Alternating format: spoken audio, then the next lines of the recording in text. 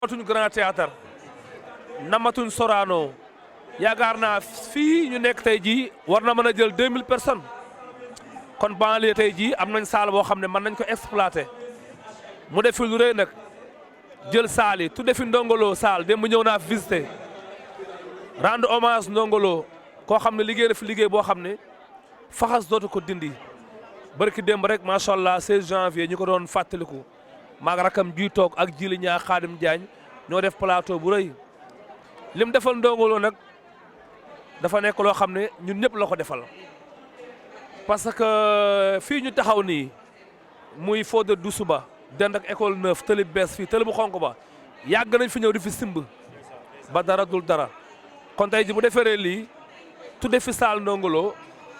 kontaan nañ ci lool loolu ñun la ko defal tudde fi Jules Junior macha allah borom Black Label tudde fi Thione Seck yaakaar naa studio bi mu ko tuddee ñi ngi ñuy toog macha allah gis ngeen photom bi ak ñeneen ah waaw ak galo nga xam ne macha allah moo nekkoon fii nii vraiment Amadou Diarra daal gàcce ngalaama ku gis ni nena ngi def na lu rëy loo xam ne daal lii moom histoire dina ko bind. fii moom vraiment sama ménager rek nee toog dem biñ fi ñëwee def visite rek moom bi ñuy waxtaan talu waxtaan mi ngi naan non damay jël date waaw fii waaw merci beaucoup fii li fi xaj bëri na macha allah même bëri sax mën nañ defee ay signature contrat fii lépp mën na fi am ay acoustique mën na fi am événement yi mag mën na fi am lu ne mën na fi am Amadou Diarra daal macha allah même festival mën na fi am. sama mag yi nii moom laa àndal di xalifa général yi sëy ñu ñëw ci bés bu màgg bu sell bu tedd bi di bésu Amadou Diarra le maire de Pikine Nord di sama rek di sama xarit li nga wax dëgg la ñun yàlla dafa def dañoo jàpp ci loxo xale yi ba ñu jug te loolu moom nañ doon ñaan ñun ñooy laal yokk waaw laal yokk artistes yi xam nañ loolu yàlla la du man c'est le bon Dieu en grand. Ça c'est vrai. waaw loolu la kon dañuy ñaan yàlla rek artistes yi nañu góorgóorlu te xam ni dañ ñaan théâtre dundalul nit loolu ay wax kese la tey ñu lu ñu am théâtre moo ñu ko may mais nag na sell bu sellee am personnalité dignité ak ngor ak kóllëre ak set wicc boo ko defee yàlla barkeel ko foo dem neex nit ñi ku la gis sopp la contrat yi taxaw ngay terelaate mais théâtre boo ko jëlee pour fond wala nga jël ko pour caaxaan wala nga jël ko pour visibilité doo ci am dara te say famille ngay rusuloo métier nag boo ci nekkee da nga war a ñaan yàlla boo ci nekkee àddina bi yëpp di ci tedd ci sa barke loolu mooy dëgg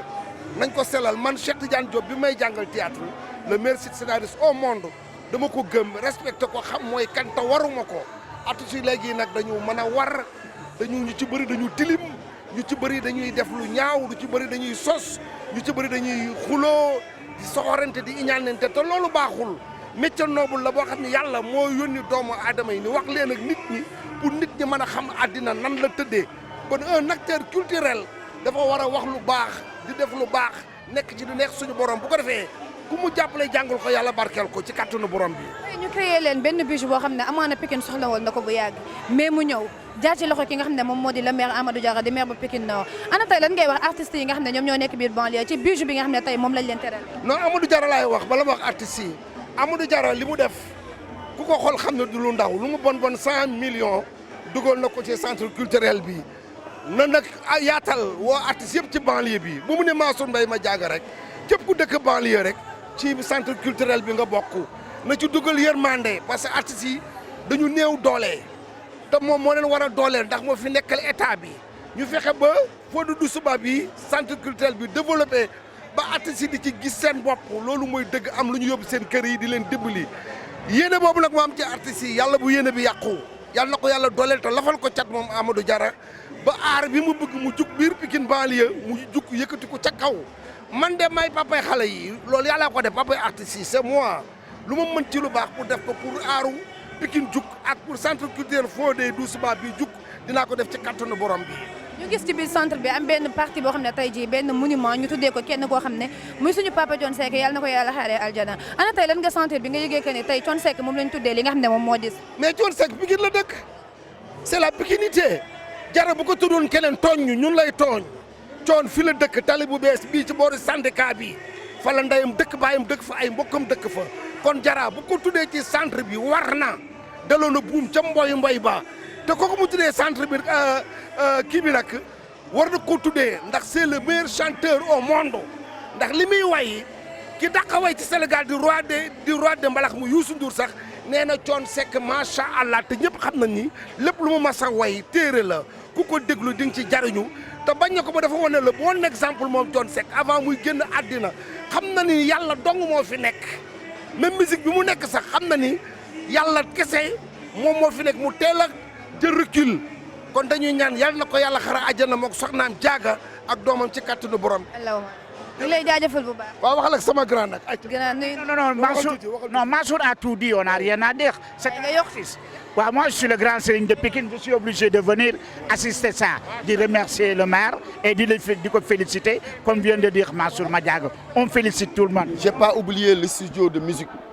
Parce que les jeunes talents, les artistes, culture urbaine, musique traditionnelle, souffrent souvent de studios d'enregistrement ou de répétition.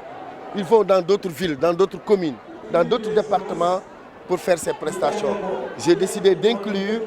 un studio de musique et d'enregistrement et de répétition. Alors, à qui on donnerait ce nom-là? Si ce n'est le père de la musique pikinoise,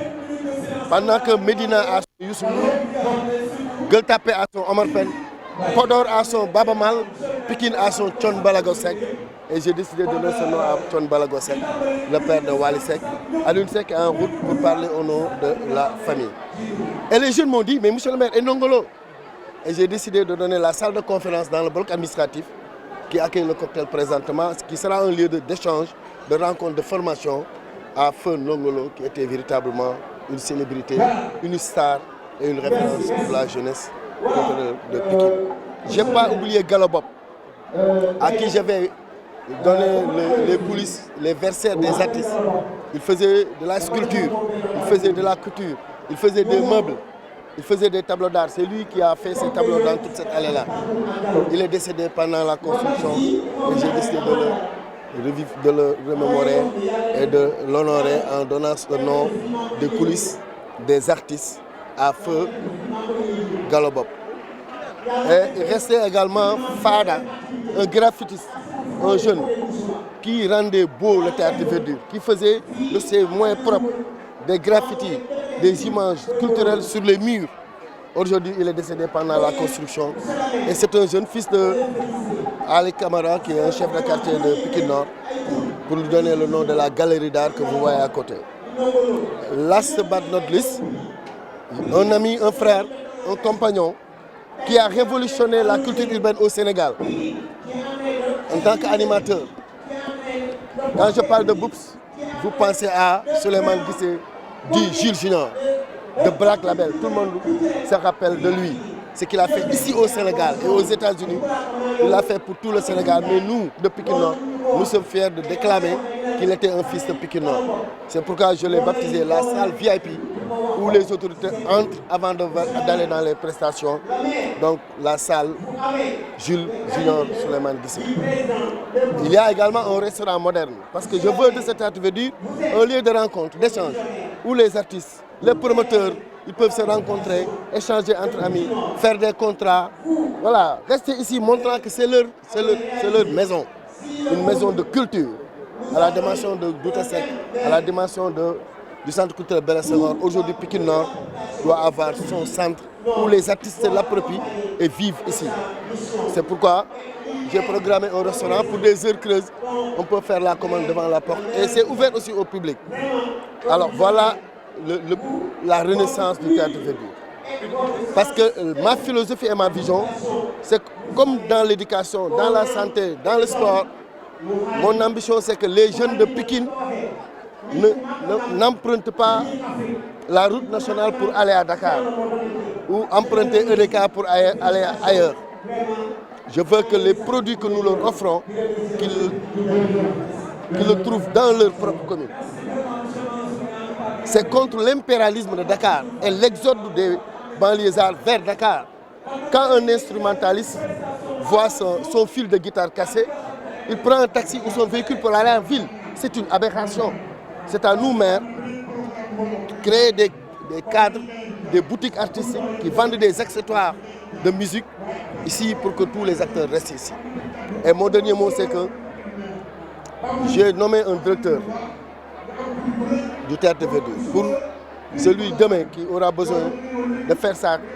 réception de mariage, les conférences pendant le mois de Ramadan ou d'autres périodes,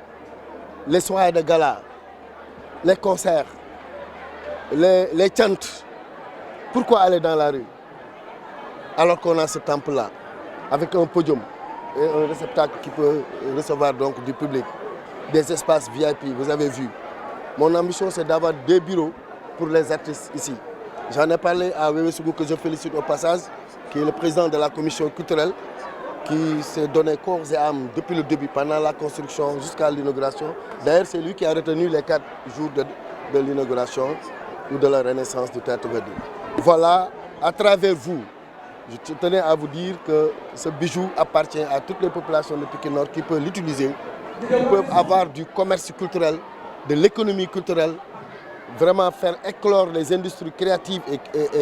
et culturelles et culturelles aussi. Je parlais de culture, je parle de la spiritualité, de religion, parce qu'il y a des jeunes également qui évoluent. La danse, le théâtre, tout est possible ici dans le théâtre Verdure. J'ai fait mon devoir, c'est de construire l'entretien. L'utilisation appartient aux populations et aux usagers. Il faut véritablement savoir entretenir un bâtiment et une infrastructure. lan moo la inspiré nga dugg ci wàllum culture bay def ay création yoo xam ne tey kenn képp ku ko gis dina xam ne fii tey culture moo fi daal di génn. waaw loolu dama ko judduwaale parce que sama papa le président Léopold Sédar Senghor la doon liggéey ci mbirum art et culture tey ji kon ca deret bi la. donc dama ko judduwaale ba pare tey ji nii ni am benn bijou boo xamante ni biir Pikine Nord le maire Amadou Diarra daal di ubbi le théâtre de Verdure Fodé Doussouba liggéey ko ci liggéey bu mucc ay teg ci lépp nga xamante ni nee na ci da koy teg ci loxo acteurs culturels yi kon man lépp lu ma mën a def lu dul maa ngi yëngu ci mbirum culture ma daal di dajale man ak sama naataangoo yi nga xamante ni ñoom ñëpp ci wàllu culture neen am xamal leen ni am nañ théâtre de Verdure xamal leen ni am na foo xamante war nañ mën a wane suñu œuvre ñun artisans yëpp ni dajaloo teg suñu stand daal di wane suñu œuvre ñu daal di wane ni Pikine Nord tamit artistes yaa ngi fi artisans yaa ngi fi donc man ci l'artisanerie rek laay dox. ñu gis fi li nga xam ne rek moom mooy ay salles yoo xam ne tey tuddee nañ ko lu ci mel ne Thione Seck ak ñeneen ñu ni mel tey lan moo tax hommage boobu porté ci choix yu nit ñooñu.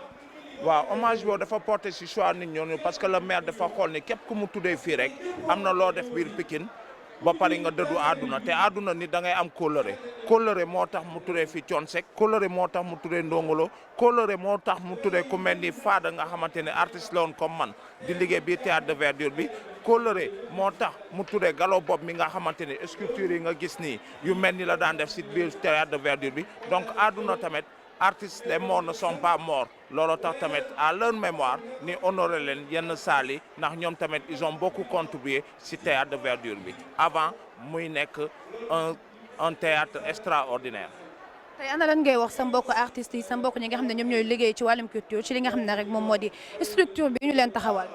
lu ma leen mën a wax mooy je fais appel à tout artisan et tout corps confondu ni rapproché wu mairie de la commune de Pikine Nord à voir le maire Amadou Diarra wala ni ñëw fii si centre culturel Fodé Doussouba bi dinañ fi fekk un comité de pilotage extraordinairement qui sont là et le maire Amadou Diarra nous a remis les clés pour que ni piloter lii nga xamante ni képp kuy artiste dootu wàlliyaan fenn dootu ñu dem Grand Théâtre dootu ñu dem Soumbédioune dootu ñu dem marché Kermel boo ñëwee biir Pikine théâtre de Verdure Fodé Doussouba di lépp loo xamante daa nga ko gis à l'extérieur ak Dakar di nga ko fekk fii ndax le maire Amadou Diarra il a mis le paquet pour ça. xanaa di ko féliciter ci bijou bi mu ñu defal te nag kuy wàlliyaan sa dëkk moo tëggul Amadou Diarra lim ñu defal ni sax dañ ne sax yéex na bokkoon na ci lu ñu gënoon a yàkkamti parce que lii dina wàññi embouteillage bi nga xam ne moom la ñuy def ci mbedd mi mariage ci biti lañ koy defee concert ci biti mais léegi loolu lépp jeex na mais tey jii sama taxawaay ci bis bi xamal lan la dafa jël lu rëy jagleel ma ko maa gën a tuuti ci artistes yi nekk Pikine maa gën a tuuti mu ne ma dama bëgg ñu def benn single boo xam ne moom mooy dajale artistes Pikine yëpp surtout les artistes de Pikine Nord je l'ai reçu te xam naa ci kanam tuuti dinañ ko play ngeen gis muy faveur boo xam ni du sama dayoo du sama dara mais wóolu doomu aadama kese la ma def ci de corps et âme nag ba noppi nag gis nga lii tey jii yaa ngi dégg artistes yi ku nekk ngi fëlee fu ne koo lamb xolam tey dafa kontaan barki alxuraan karim di ko ñaanal jàmm nag li mu naal yàlla na koy yeggalee ba ñu def d'autres réalisations tey nag bis bi dina neex mais après ñun nag ci ñun la des ñu rendre ça possible et productif aussi waaw. tey ana lan ngay xaar ci li nga xam ne ñoom ñoo di artistes yi parce que amaana artistes yu bëree ngi fi mais am na bi ñenn ñoo xam ne tey nekkuñu fi ñu nekkoon Pikine jóge fi lan ngay xaar ci artistes yi nga xam ne tey ñoom ñoo nekk Pikine mooy artistes Pikine waaye. waa xanaa di leen wax ni bijou bi pare na ndaawu njaboot la amul kubéer ñëpp ci mën a tànk naan képp ku am sa projet ñëwal indi képp ku am sa concert sa manifestation sa mariage sa ngénte tout fii boo gisee ni mel xam ni mën na accueillir ñëpp. Amasi da ko wax ci biir way wi ne namatuñ grand théâtre parce que bañ amee monsieur le maire Amadou Diarra mu indi ñu théâtre de verdure bi wàccoon nag ñun gaa nag nit kenn mënut a satisfaire ñëpp mais nag da ngay de petit à petit l'oiseau fait son nid ñu ngi koy ñaanal mu yeggale ak jàmm di wax acteurs yëpp daw si leen ngeen ñëw théâtre de verdure bi ubbi na ndax bu njëkk sunu mag ñi ñoo ko daan def Ismaïla Lo tëgg na fi Omar Pène Kumba Gawlo Nongolo artiste bi gi ni moom taxutu may wax Yves Niang ngi ne ci ginnaaw Yves Niang ngi ci ginnaaw xam naa ne bu ngeen paree di ngeen dem jël ko moom it mu wax ndax bu fii bokk na ci fu mu njëkk a tëgg sunu papa Godzilla tamit keroog seede na fi seede yu rafet parce que bu ñëwee fii da leen di rappeler loo xam ne tey ji c'est l'histoire passée boo xam ne tey ji dafa mel daf leen di yeewaat tey ñun ñuy génération bi nga xam ne ñoo tombeek loolu ñu porté boobu combat te dinañ koy yeggale nag foo xam ne tey ji dëwoon ku fi ñëwaat di gis ni fii am na amélioration. bis bi c'est bis boo xamante ni pour moi c'est comme une pèlerinage je fais partie des premiers artistes d'ici du coin donc quand ce projet est abouti je me suis dit j'ai envie de m'intégrer aussi ça veut dire que donner mon pied et donner ma tête et marcher avec eux en donnant la main et avoir ça à Pikine à côté de l'arène et donner ici un nom comme Foti Doussouba qui était le premier des lutteurs ici il n'y avait même pas de lutteur frappe c'était lutteur simple. Et on a grandi dans ça. Et de donner ici cette maison de culture en tant que moi, artiste, chanteur, producteur en Suisse, avec 25 ans en Suisse. Donc il est temps que je revienne ici pour accompagner les jeunes, les apprendre aussi qu'est-ce qui est musique, qu'est-ce qui est art, parce qu'ils l'ont déjà. Et c'est juste pour avoir une connexion internationale pour que ces jeunes puissent exporter l'art. L'art doit jéggi daayu, l'art doit dépasser les frontières comme nous on a fait. Merci. tey ñu tuddee li nga xam ne moom moo di Fodé Doussouba li nga xam ne moom moo di centre culturel bi indi ko fi nga xam ne tamit mënuñoo wax Pikine benn yoon te duñu fay acteur culturel lan moo waral choix bi ci turu Fodé Doussouba.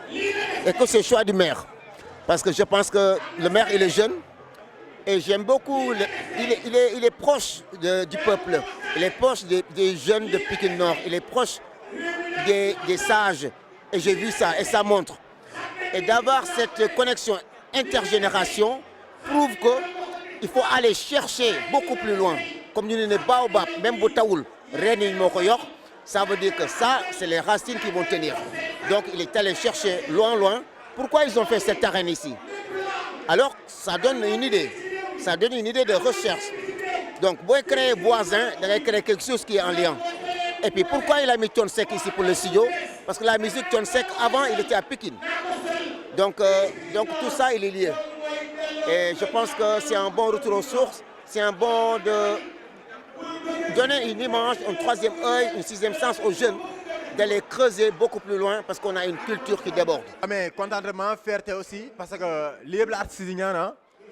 ndax yàgg na ñu yàggoon ko bëggoon lu mel nii te mënuñ ko woon am donc bu maire ñëwee tey yeesalaat affaire yi fierté lay doon ak contentement quoi. waaw parce que lii nag xam nga bëri na woon yàggoon nañu bëgg ñu ko def mais Diarra moom dasee taxaw parce que Pakistan moo finance affaire bi monsieur le maire taxaw si ànd seeg acteur culturel aussi laaj leen ku nekk sa avis parce que ñun xeebuñu benn yoon ba ngay tabax woo nañu laaj suñu avis wax ñu tamit nan lañ ko bëggee ñu defee ko noonu donc mbégte la aussi bu ñu amee lii incha allah rabi parce que ñun ñoo fi ne waa Pikine culture urbaine ñoo fi nekk entretien bi ñoo ko géré mooy wàllum studio bi tout ce qui est entretien ñoo ko géré studio bi dinañ ko toppatoo comme nu mu waree comme artistes yëpp tamit ñu ngi si woo artistes yëpp parce que suñu affaire la suñu moomeel la ñu si woo artistes Pikine yëpp ku am muy mbalax man rappeur wala reggae man ku am loo war a def ñëwal fii nga def ko quoi parce que indi la ñuy fi matériel yu mucc ayib ba pare fii tabax nañu ko tabax bu jaaroon aussi. waaw pour man daje bi am na ñaari signification la première signification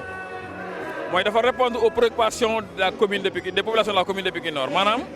lii ñu fi dajale tabaxaat ko bëgg-bëggu askan wi la première signification ndax askan wi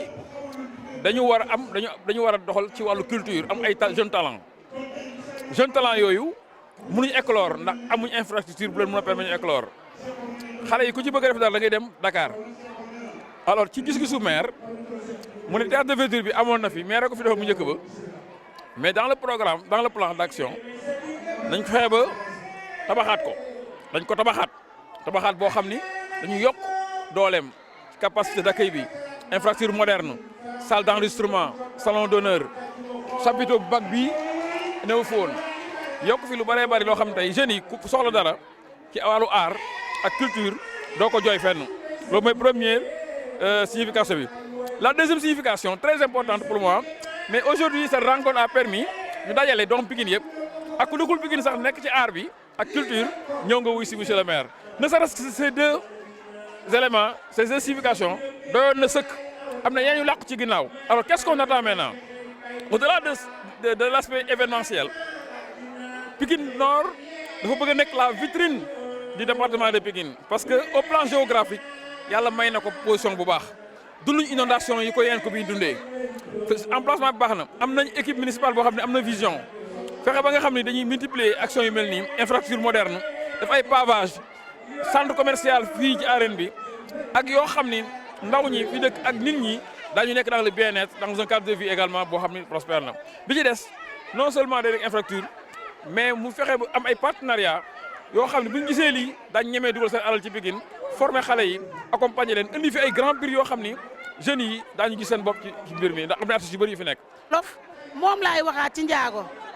ba tey ma ñëw ci njaago rek li ma wax ci njaago moom laay li ma wax ci olof moom laay wax ci njaago wonda ci manjaku mais wonde manjaku wonda je on ro wonde ko wonde rek kan yaji ko yondu bofatuy wonda je mbofana to rek bof te pourtant wonda yelingo ko liengo tu wonda boko natti a wonda jokoti kol ba boko wonda jokoti kol aba kab liengo tu bu kala imprimer bu kala impu tu mais nak wonda jar ka wini en wonda mota wonda rek kan yaji nga cumal mais ndondu ba mbofa wonda ka bof jara nak na mbofa woni ka nak rep pesul pina bu kapi ratat na jaki ratat na cuki ratat na ndinga ratat manjaku wonde pe ko bof lanul wi liengo ngo ko wonda tingo as wonda ka ñaanar jara nu tafti tenu ya nap ndog wuli wonde ka ñaanaru luwa ko ma bofan wonde tari ayek ariyango wonde na siyambati ka riyanga wonde nul ci ka timme Yesu Krista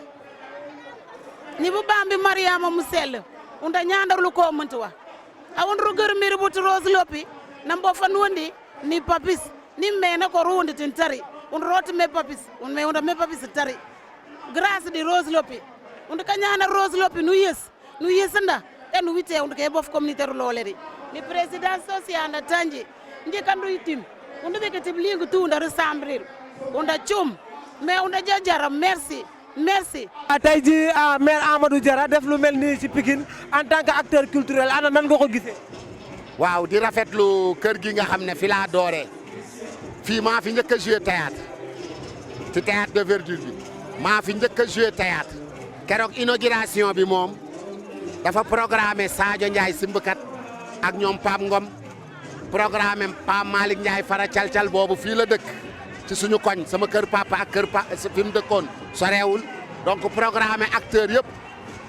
donc inauguration bi biñ koy inauguré yàlla dogal boobu kuñ doon wax Pa Abou Touré moo nekkoon mentoru Amadou Diarra moo fi njëkk a nekk maire boobu Amadou Diarra officier de l'état civil la woon boobu nekkagul maire bokkagul woon sax ci conseil yi donc ci lañu inauguré théâtre de verdure bi ndax fi laa fowe man ci commune bi laa dëkk fi laa bokk fi laa yaroo fi laa juddoo fi laa yaroo. Pikine Nord. muy Pikine Nord fii ñu def théâtre verdure bi fii Papa Fodé ba Doussouba Balde biñ ko tuddee këram a ngi nii mbaar la fi amoon ñu daan yendu fii ñoom di dam yee ñun ñu leen di romb di dugg àll meew am naa lëgët bu ne ci sama tànk fii la ma dalee woon parce que mbalit bi fi nekk dañ ko daan lakk te ñun boobu dañ daan wuti jàkkaar génn fii ci mbalit bi fii tund la woon bu mag. boobu yàgg na. waaw loolu yàgg na ay années 82 83 84 85 86 donc loolu li may wax donc lu yàgg la. lu yàgg fii yow sa dugg fi ay souvenirs yu bëri yu ñëwaat ci yow. bare. xam nga bu ma ne la biñ koy inauguré théâtre de verdure bi parti socialiste ñoo ko fi indi te du benn théâtre de verdure boo demee Mbatal Thiaroye Azur même formule la même architecture même théâtre de verdure bi moo fa nekk boo demee ci yeneeni région yoo xam ne dugg naa fa parce que artiste da ngay voyager di dem ci région yi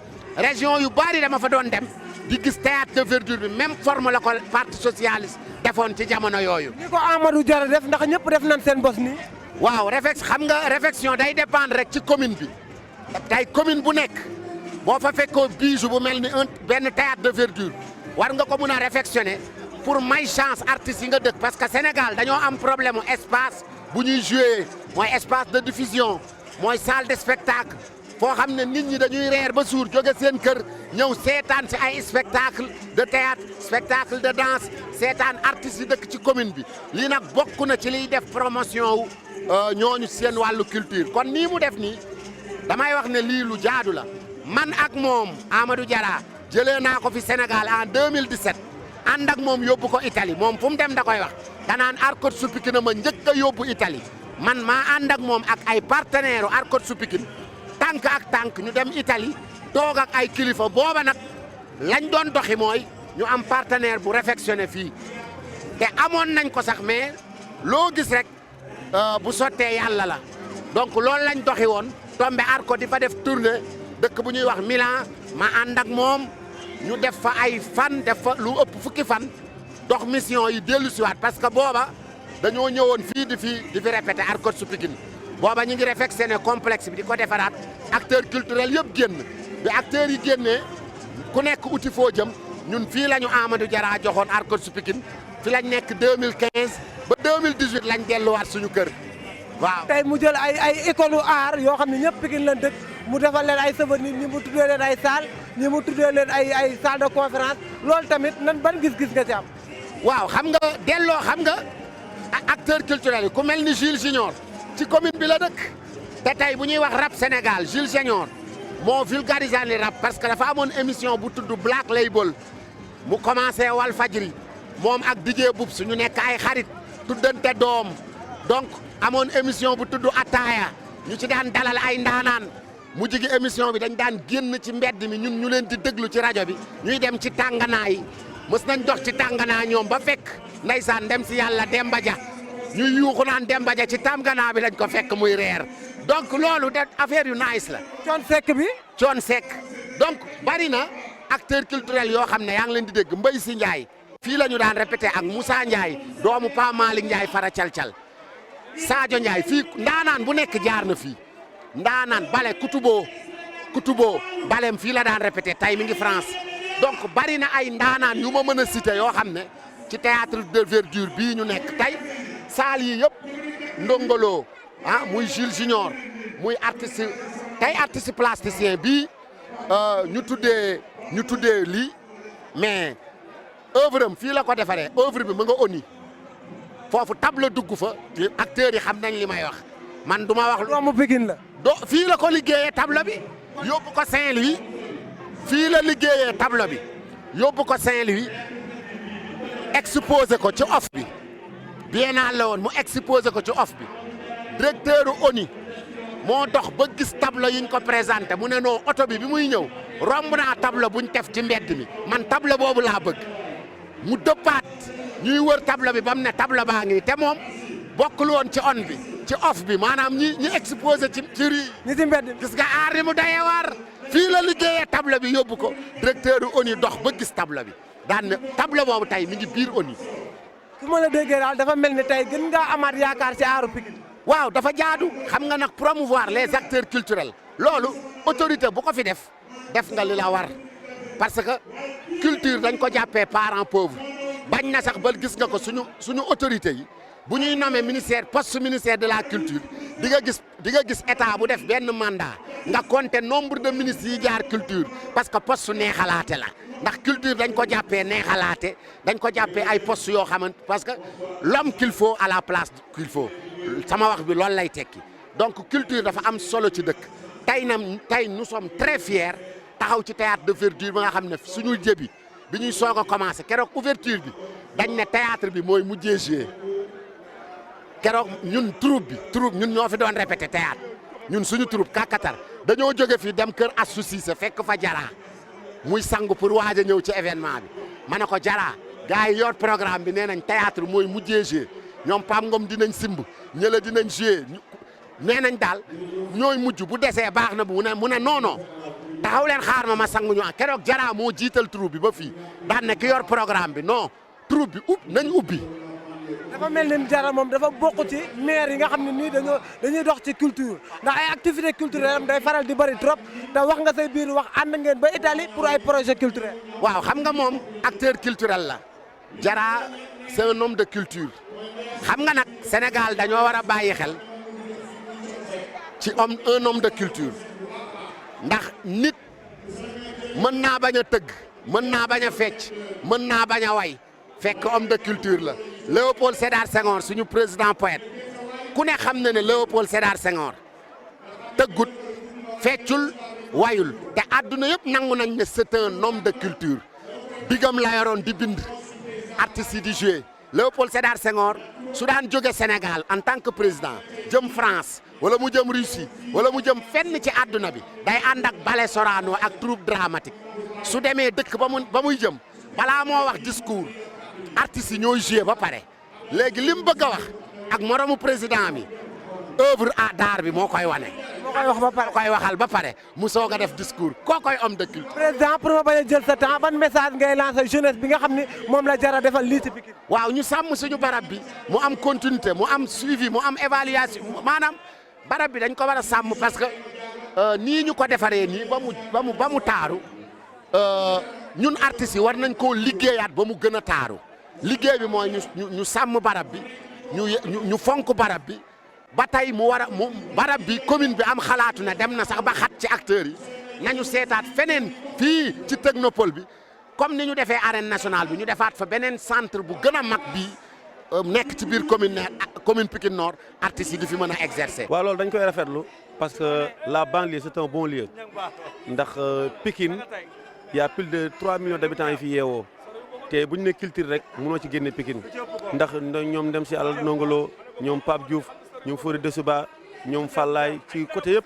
foo laal da ngay am Pikine ba ci Jimi Mbaye nga xam te ne génn àdduna yàlla na ko yàlla yërëm seen kër mu ngi fii Xurna seen kër de famille foofu la nekk donc Pikine réservoir de talent la yaakaar naa ne